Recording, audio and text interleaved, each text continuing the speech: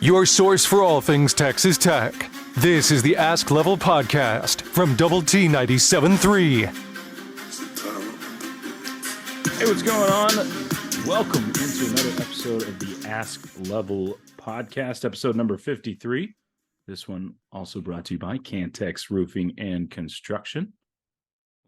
I'm Mike Hebert, owner of Cantex Roofing and Construction. Every day is game day, and we'll get it right when it comes to your roofing, construction, windows, and mirrors. Call Cantex Roofing and Construction today. Together, we are one serving you. Alongside Chris Level, I'm Chois Woodman.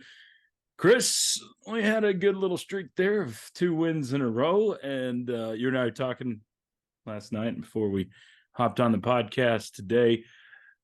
It just feels like we're watching a rerun here when you play against Kansas State. Almost every single time it is the same song, different verse, put whatever cliche you want in, but Kansas State does what they do. They do it very well. You know what's coming, and I think that's what's even more maddening when they beat you the same style, same way over and over.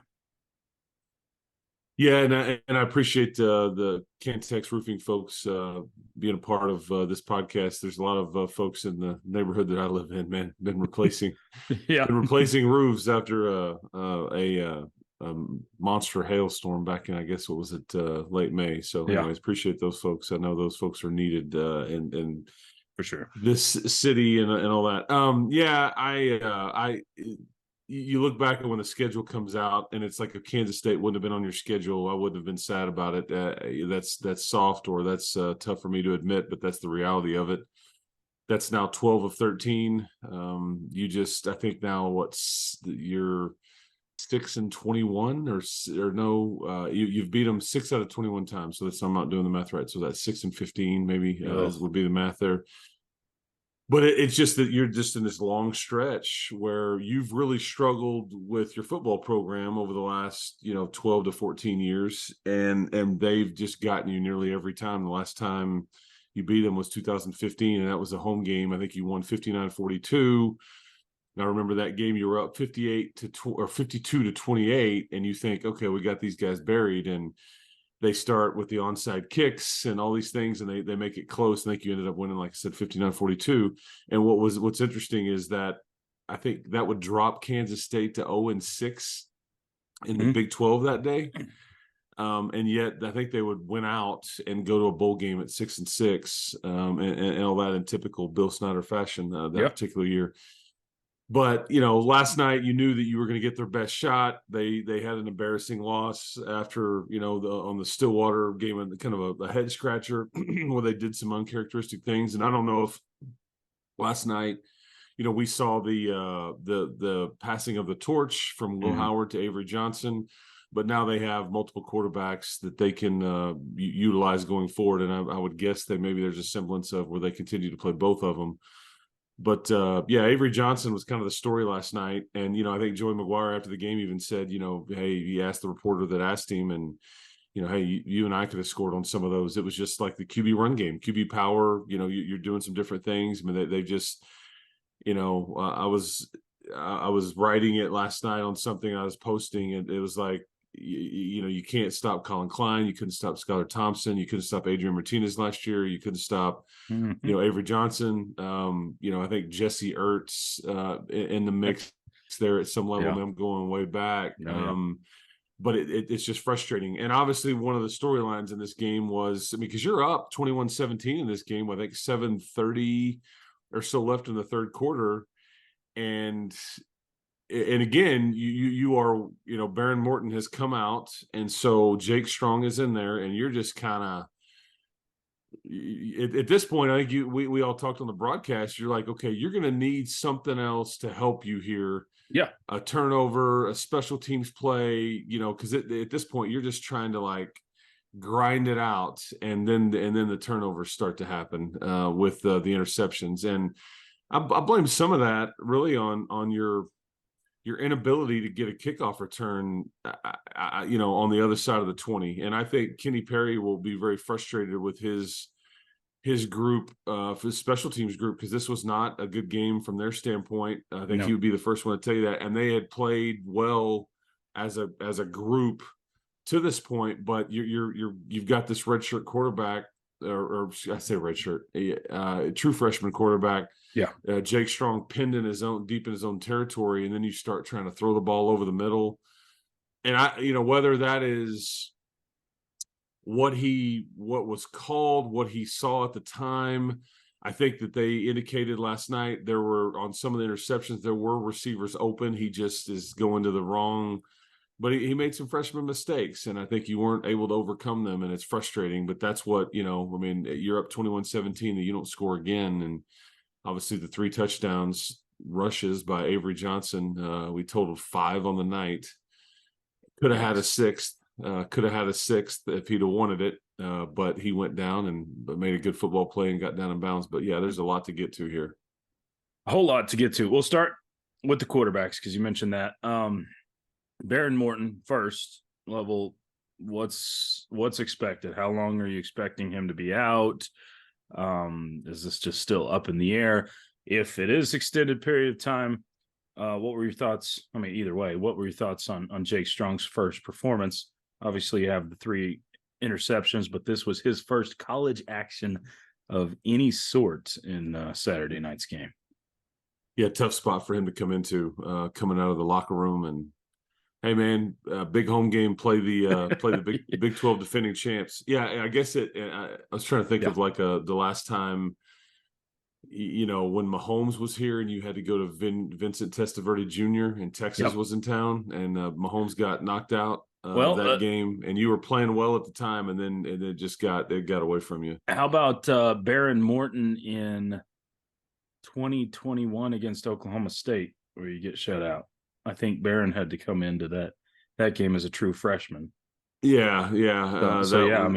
That was an all-time bad offensive game that night too. So and Oklahoma State had a really good defense that year. I think they would play for the Big 12 championship that year. Yeah, lose it to Baylor, but yeah, their defense was salty that year. But yeah, just a tough spot. And I don't know if you had as much on the line in that game as this one, but I think a lot of your goals are now. It's really about just trying to figure out what your team is and trying to, get to a bowl game now, I think, and all, being realistic about it. But you dropped to 3-4, you've got a road game staring you in the face. And so the thing about Behren is, and I think people know this, he hasn't been healthy up until this point. I think Joey indicated that last night. He's been dealing with a shoulder injury that was suffered in I guess when he kind of first came in against West Virginia and Morgantown, he took a couple of shots, and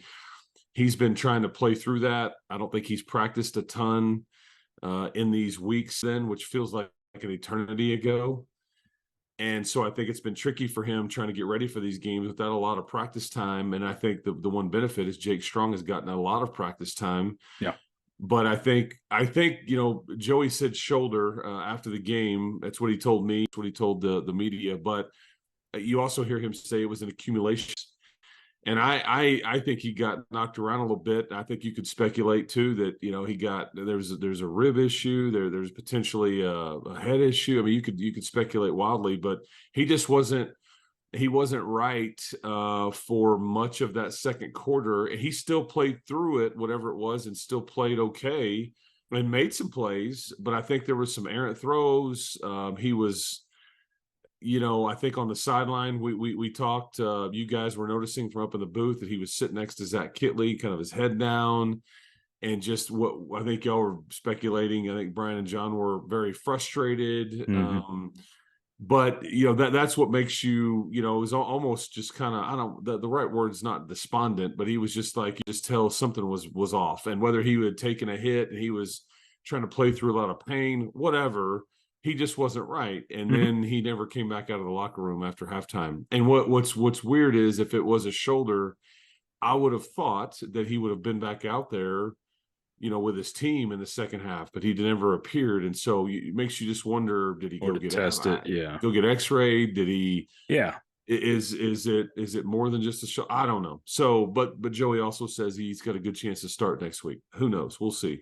But that was clearly a big storyline in this one, and it's just like, of course, it happens against Kansas State. They just take advantage of your misfortune because this is back-to-back years where they've gotten you when you've played you had Donovan last year, Yeah. who didn't play a very good game, obviously a backup quarterback, and so I actually thought, because what they'll tell you about Jake is that he's not going to overwhelm you with measurables. Not elite arm strength. Doesn't have elite size. He's a good athlete, and he's tough, and he's smart, but he will make some freshman mistakes as we saw him do. And that's a really good defense that he's going against, especially with the way that their scheme is, and that's tough to and so not to spin off, because Choice, I know that a lot of people have issues with like your play calling in the second half, and that's pretty well all I saw reaction to last night. If you hop on social media or message boards or whatever, that seems like the biggest frustration with people out there is play calling, offensive coordinator blame, that sort of thing.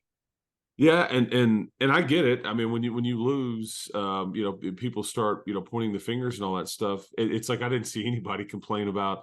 I guess everybody seemingly is okay with giving up 5 rushing touchdowns, and I was even told that's on the offense. That's the offensive coordinator's fault that those 5 rushing touchdowns, because you're setting them. The defense was tired. The defense was gassed. Whatever, but. I don't know. I mean, I just I find that I don't know.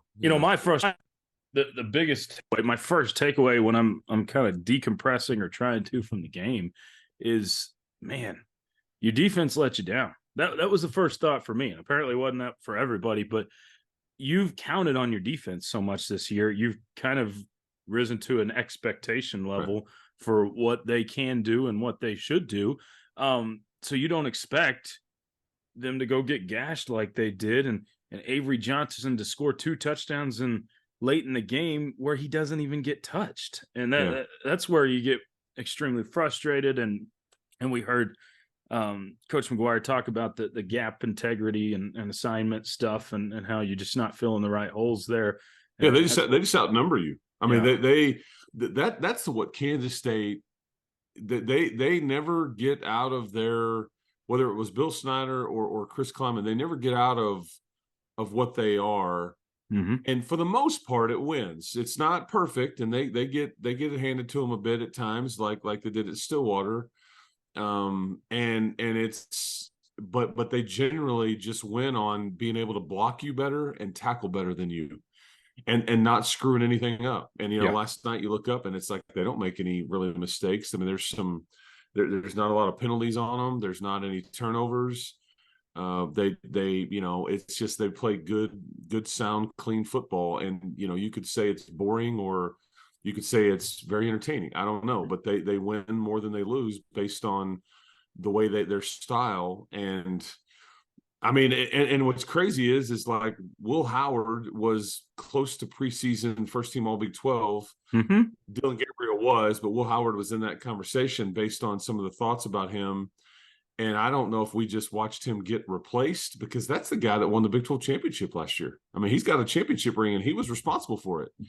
Absolutely. On the starting quarterback in the Big 12 championship last year. And yet I don't know if he just got replaced or not, but Avery Johnson's going to be the Big 12 Offensive Player of the Week in the Big 12 with 5 rushing touchdowns. I mean, that's pretty much, you could start etching his name on whatever certificate or trophy they hand out for those things. They probably already have that press release written, but it's just the two, if you want to talk play calling, here's the 2 play calls that I had that I was like, ooh, I wish you would have done something different, is that, and 2 very specific ones. There was, because ultimately what the frustration leads to, why didn't Taj Brooks touch the ball more in the second half? Sure. I think people looked at, the 6 yards per average and things like that. I think Joey said some of that skewed by some longer runs, one at the end of the first half that skews the numbers. They were run blitzing a lot, and I knew that Kansas State's corners were vulnerable. I think now that we can talk about Behen's shoulder issue, I think that go back and look at how many times he really threw the ball down the field. It wasn't much, and the one time that I think Xavier White caught one, he was interfered with. It was underthrown, but he still caught it. Yeah. Like even the throws that Behren made down the field were underthrown. But I think Jake, he has no limitations, and so I think you tried to test those corners a bit.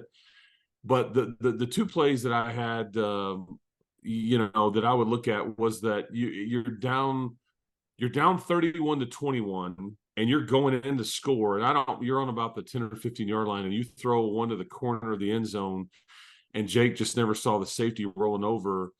And at that point, boy, you wish that you would have run it or done something different, just because. So at the bare minimum, you get a field goal out of it. Like you get some points out of that. That was a frustrating, attempt. Whether that's play call, he checks to it, I don't know, but he just didn't see the safety roll over and pick it off. It was a fairly easy interception by, I think, the Savage kid that wears number 2 for them. And then the other one was, I think you're close to midfield and it's 4th and 3, and you try to throw one way down the sideline to Jerron Bradley, and it just never had a chance. So whether you're looking for a play, you're looking to make him, force him into a PI penalty, but it was poorly executed. The throw wasn't there. Bradley wasn't really open, and so those were the two that were really tough. Not that you could have run it on either play and been wildly successful, but those were two specifically that you're looking back at going, because you're still kind of hanging at those points, but then the dam broke on you. But I mean, a lot of frustration there. But yeah, your defense gives up 274 yards on the ground.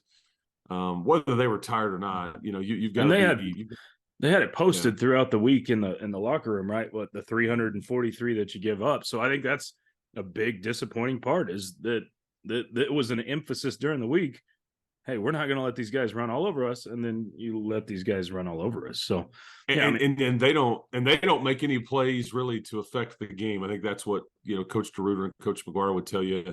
Yeah, there's the Kansas State just never felt threatened, or you got them stopped a few times, but you never made any of these plays that could change a game. And that's what Joey kind of said to me after the game was over, because I just said, after we asked all the play calling stuff, we asked all the the Behren, Morton, Jake Strong stuff. We asked about Avery Johnson, all that stuff at the very end. We asked him, how frustrated are you just in general? And I think his level of frustration was, we've got to figure out and find ways to win games. And you just couldn't figure out a way to win that one. And I think the turnovers put you in a bind. Your special teams put you in a bind. Your defense put you in a bind. Your whatever play calling puts you in a bind, whatever it is, or misexecution on plays, whatever, not handed to Taj Brooks enough, if that's what people want to go with, putting you in a bind, whatever, pick one. But Kansas State beats you like they always do. So yeah, it's almost like it's become a habit to lose to Kansas State. And so when you get into 16 teams and you start looking at the schedule, I for one, I mean, this is exactly what I was thinking. I'm going to hope that they're not in a regular rotation. I hope to see them as least as possible going forward. A&M played Georgia like once in 8 years in the SEC. Once they got there, that's what I want with K-State. Let's get them once every 8 years or something. It was, I'm ready to be done with those guys, because they own you, and I'm with you. It may not be the most competitive mentality. Screw it. I'm so tired of getting beat by Kansas State so we got a lot of similar questions, so I'll combine a few from the audience. Preston says, we've been effective running the ball against heavy boxes. Why in the second half did we only have 8 touches for Taj? Leah asked, was Taj banged up last night? He took some big hits and acted a little shaken up after one. And he disappeared for quite a while. Team was still utilizing the run game, but doing it through Valdez. Yeah, and I don't know about that with Taj. Nothing was spoken about that after the game, but he did take some big hits, and Cameron played a little bit more than I think we were expecting. I think he did finish the game up because the game was kind of out of hand, and I think you're just like, we're not putting Brooks back in there. But Cameron was in there a bit more than we had previously seen. And I don't know why they didn't like, I guess, quote unquote, force it, because I think that the question was asked, hey, that they're run blitzing and all these things will still try to go get it. I thought, I'll say this too, I thought last week against Baylor, your big boys won up front on both sides of the ball. I thought last night you could say that Kansas State won those matchups. I'd say fairly handily. Yeah, I think that their big boys kind of controlled the game in both sides, and I think that was kind of because you can talk play calling or QB or blame Coach Kittley or Jake Strong or Joey or Coach DeRuiter or whatever, but if your big people don't play well, that's really where usually your problems start. Yep. And again, it's you're on your third string quarterback, and so I know Joey said that expectations don't lower, but there's just not many teams this is the second year in a row that you've now gotten to your third string quarterback, so it's tough for anybody. It'd be 6 years in a row now that you've had 3 quarterbacks play meaningful snaps. That's and this brings us into another question. Andrew on Twitter asked, serious question, 6 years in a row of having to play at least 3 quarterbacks. Are we running our quarterbacks too much and putting them in harm's way more than other teams? How in the world do we put an end to this streak next year? Well, and the irony, at least this year, is whenever Tyler Shuck got originally hurt, he's just in the pocket. I mean, there's no he's in the pocket, and like it and then the next play he's in the pocket again, and it's a broken fibula, I guess. Yeah, he's not running. I mean, there's been times in the past where you're running way down the field. Yeah, the scramble before that was a scramble. It wasn't a called run play. Yeah, that's right. And I think with Behren Morton in Morgantown, when he got dinged up, he gets flushed from the pocket, and he's trying to get, and he lands on that shoulder, and I think and all that.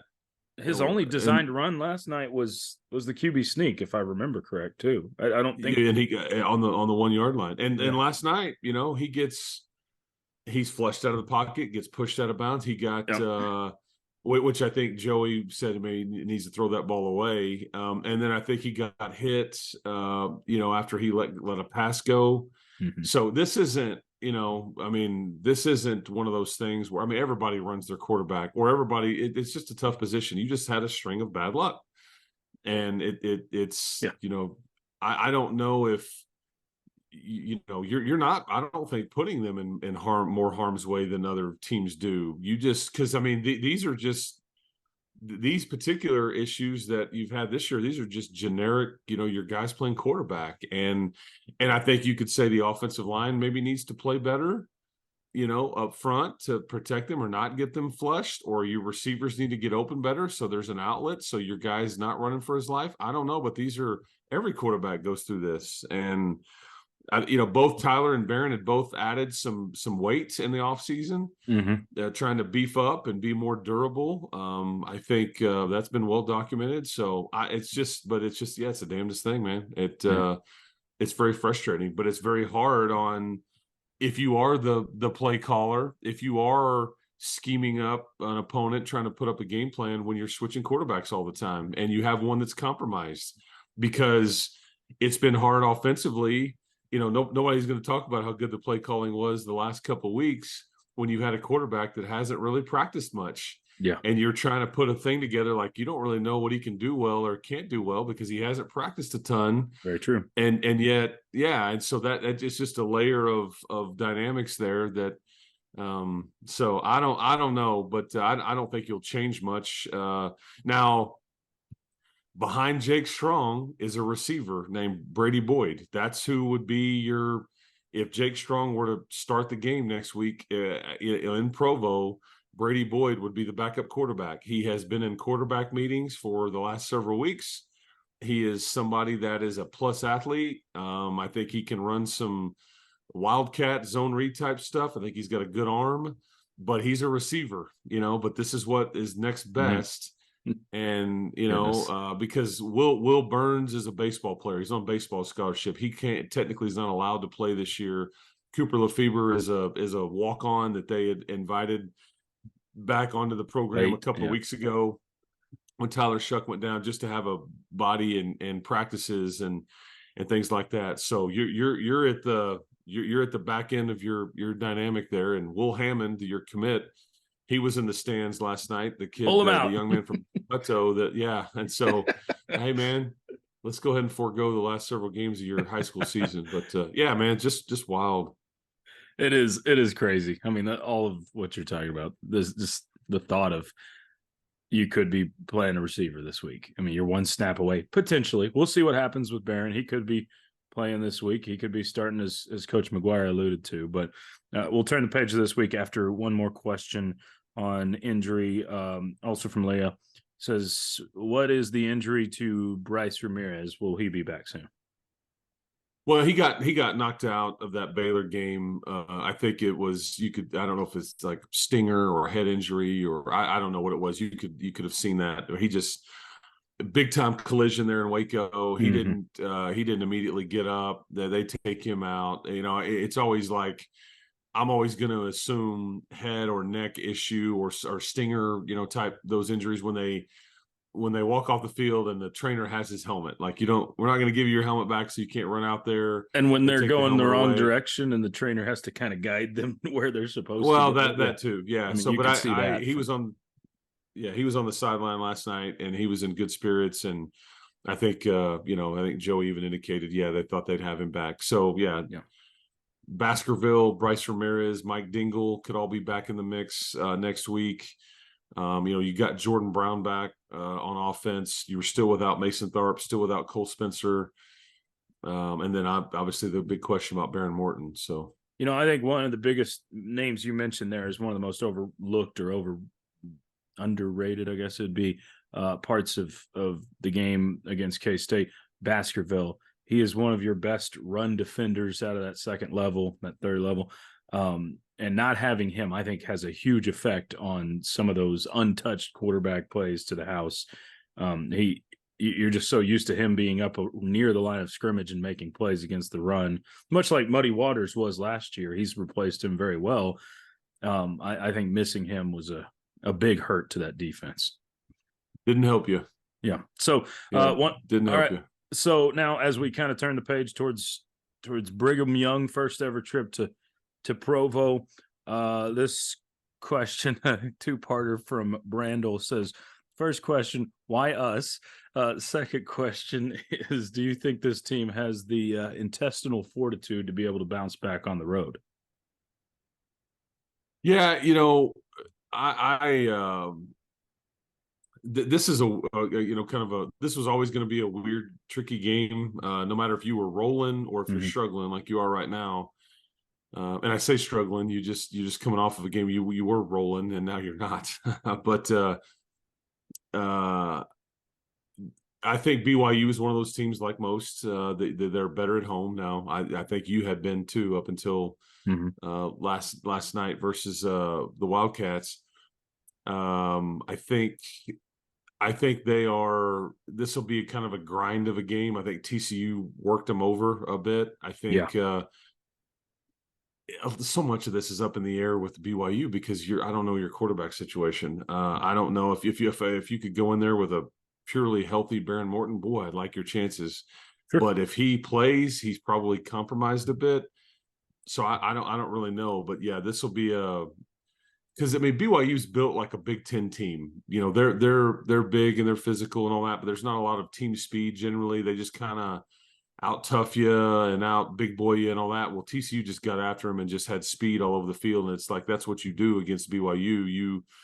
You spread them out and make them chase you around, and you've got to be good enough to do some different things there. And So we'll see. But yeah, I think what was it? What was the final score in Fort Worth yesterday? It was like 48-11 or 44-11. I think it's 44-11. I think 44-11. Yeah, and it wasn't ever in doubt. I mean, TCU no. just got out in front and cruised. Keaton Slovis is their quarterback. I don't think he's very good. I think he's very average. He's bounced around a variety of different places. Mm-hmm. I think his stat line in that game was like 15 of 34.